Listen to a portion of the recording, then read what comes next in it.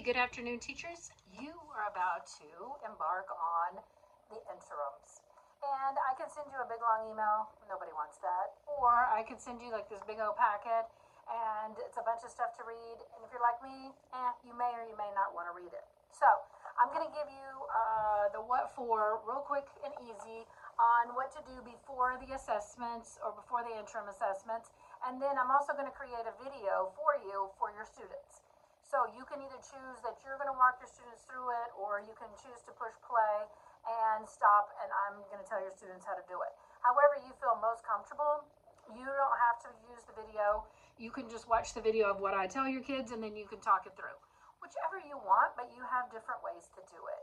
Again, I'm differentiating for those of you who want to use a video or want to do it yourself and just run with it. The only thing that I'm going to need back is a couple of different things, but I'll explain to you in the video. So I made little envelopes for everyone, and then they have your name and the test that this is for. Basically, it has the exact same thing in it, but I wanted it to be separate because it may go to different people. So inside of here is a yellow piece of paper, and it will tell you what you need to know for the interims. I did not make this. It's genius, but I didn't do it. So if I go down through here, what do you need? Well, just like any test, you need some scratch paper. So this is also a teaching thing. How do you want the kids to use the scratch paper? How do you want them to show their work? All of that kind of good stuff. So get some scratch paper and some pencils. If you need pencils, just let me know ahead of time and I can get you some of those, or they can just use their pencil. There's no special need for a pencil as long as you got pencils. Scratch paper, you're going to turn that in, we're going to shred it, okay, just like the test. Again, we're teaching them how we want them to test on stars, so make this as test appropriate as you want. This is up to you. We want valuable information and feedback from the test, but it doesn't have to be so secure that they're scared to death of it. Just use this as a teachable moment. Am I going to be so strict on it? Not necessarily. I'm just going to want my envelope back with the stuff in it. So give them scratch paper and a pencil. I would even use privacy boards because I know some of you have tables that you use and not desks. But again, make the environment kind of like STAR and give them their privacy folders, make them in rows if you got desks, whatever you want to do to make your environment get the results and the information for you. So scratch paper, pencil. You're going to collect the scratch paper at the end and you can bring it to me and I will shred it. Headphones. Okay, the headphones specifically for those who it reads them to them, but I made everybody put headphones on because it blocks out all of the noise and all the tapping. So some people, tap their pencil and that's annoying. Some people make other noises. Some people move their chair too much. Some people just rustle papers. I also made everybody put the headphones on because I didn't want anyone to know who gets it read to them and who doesn't. So then they couldn't tell. That's up to you. I'm not making you do that as a test coordinator. That's not my role, but I'm just saying if they have it read to them, you need to make sure you got headphones ahead of time and that they're plugged in and all that good stuff, okay? In your little envelope are your test tickets. I have them all cut out for you already. They are in blue. Here they are.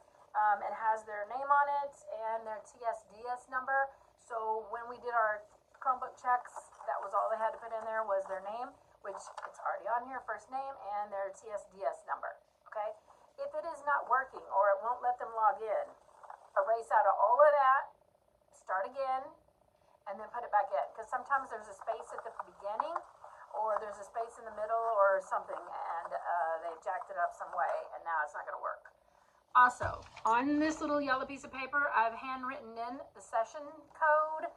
I would put that up on the whiteboard so that they can type it in. Again, I know that you're going to be frustrated and you're going to want them to go speedily, but you need to make sure that we're practicing them typing it in. So it may already have the TX dash at the beginning, so you just want to put the numbers 3530 or whatever your numbers are, and then just put that on the board. Just after you test, make sure that you erase it. Okay? The date the test is available. I made all of them available for a week, so whatever day you're starting on, next thing. It says your accommodations list.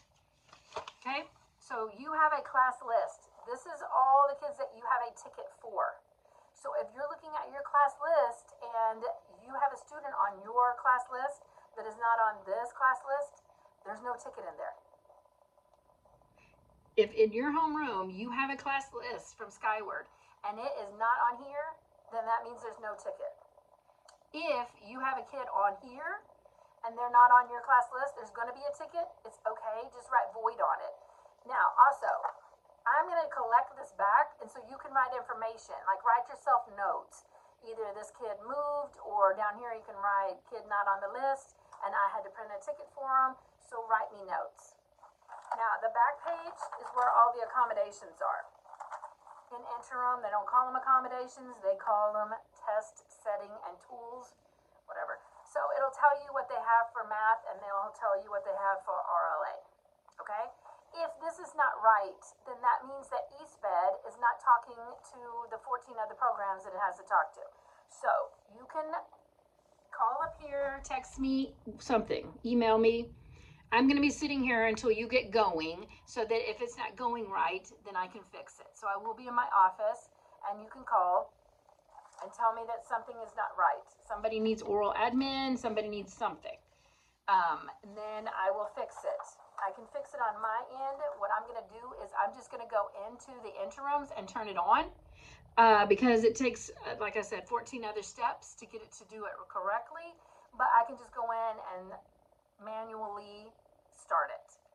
And then we're going to want to make a note on here of all the stuff that did not get turned on, or that wasn't turned on, or that was on and not right. Okay, that's another good thing for the interims. Who's talking to who and who's not talking to who. Okay, so that is all before. To access the test, it tells you right down here. So if I came and did a Chromebook test with you, then you know we're going to go to the Chromebook. Do not log in. Look at the bottom, click on the apps button, then go to the secure test browser, click on Texas from the drop down, and then that's when the students need their test ticket, because it's going to tell them to sign in, and they're going to put their name, and then they're going to put their TSDS number, okay? And then if they have oral admin or any of that, that's when they're going to check it.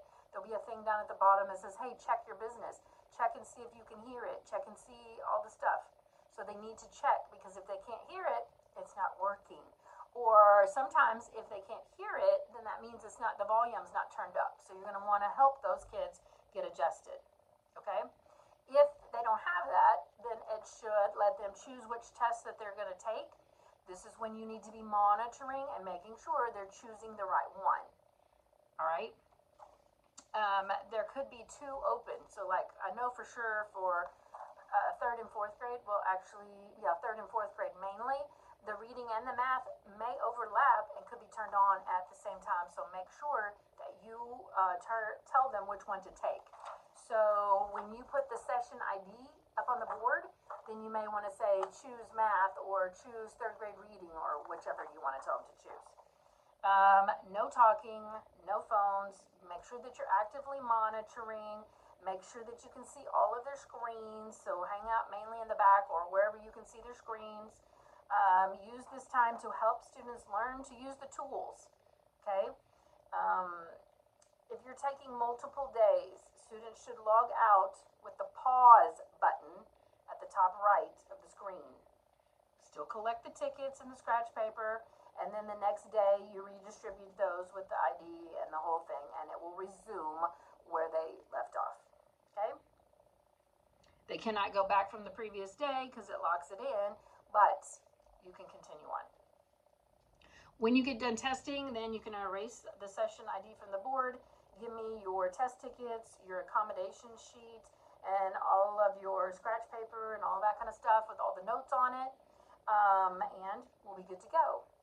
This is not going to have constructed responses, if I remember correctly, because the data is uploaded for sure within 24 hours, but I'm thinking that it is within the day. Like if you take it in the morning, then it's been a couple of years, but I think I can see them by the afternoon, but it may be the next morning. But this is pretty instantaneous, and as soon as I can get in and print you the reports, I will, but all of you have access to print the reports. And if you don't know how to do that, then just let me know and I can work on getting you access to that. So you can play with and manipulate your own, like your reports and things like that. Okay? So, scratch paper, pencils, headphones, put the session ID and the test that they're going to take, and check the accommodations. Then make sure that you follow directions on how to get into the browser. Make sure you're walking around. Make sure you're helping them figure out the tools. If they're playing around with the tools, it's okay. Let them play on this interim business. Let them get all of that out of their system so that when they take the STAR test, they're not playing around. If you're going to do multiple days, remember to click the pause button and then collect all that business. And then the next day, whenever you're going to take it again, then pass it all back out. If you get caught in between smart time or activity or whatever, again, pause it, collect the tickets, and then whenever you're going to resume it again, then you can pass them all back out. Okay? If you have any questions, please, oh please, just email, call, or text me. I'm going to be hovering around my computer so that if one of you call and something's not right, I can quickly fix it, and then they can log in and get going. Okay? Again, all of what you need is in this little handy dandy envelope. I did not, except for the scratch paper and the pencils. All right? Now, if you are Mrs. Miss Taylor's, if she's with Mrs. Hernandez, then y'all are going to get like a Taylor one and a Hernandez one. Or if, my partners, maybe I'm Kleckner, a gray, and white. So I may have 3 envelopes, whatever. So you're going to get the envelopes that you need. Okay?